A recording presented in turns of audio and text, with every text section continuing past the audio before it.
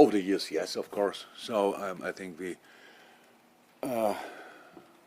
had some decent counterattacks in the past, where then I think Pep decided, like, fullbacks were not allowed to pass the halfway line anymore, stuff like this, and these kind of things. It's normal. We do similar stuff. It makes no sense to talk about it. So we try to deny them as well.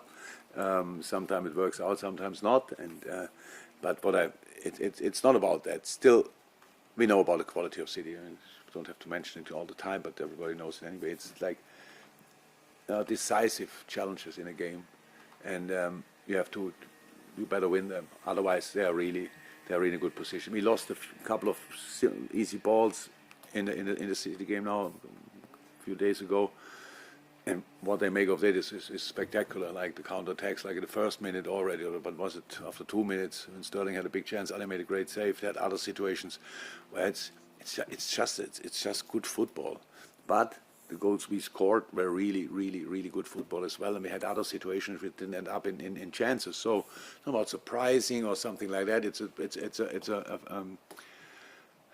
really intense fight on a really high level.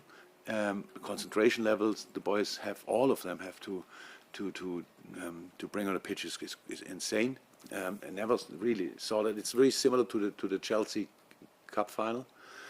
We had 120 minutes. It's like unbelievable how intense it was in all aspects, and that's why it's so interesting. And on top of it, it was still a good game, because when tactical things match each other from time to time, it's like, okay, that's tactically really interesting.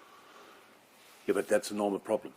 So that's what I said. It's completely normal in that period of the first time that we obviously are in semi-finals of two competitions, stuff like this. So that's our problem. I have no problem with deal with that.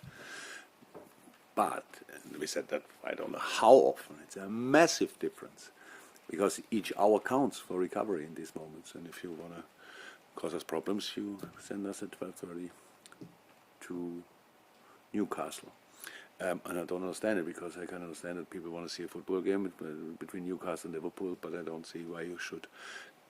Any team should have an advantage or disadvantage, these kind of things. So that's just how it is. If I really think that the league and the broadcaster, they just have to try at least to help there. And we will see. I didn't hear anything yet about that. Nobody from BT contacted me yet. But I would say common sense would tell you that it's probably the right thing to do, to move the game slightly backwards.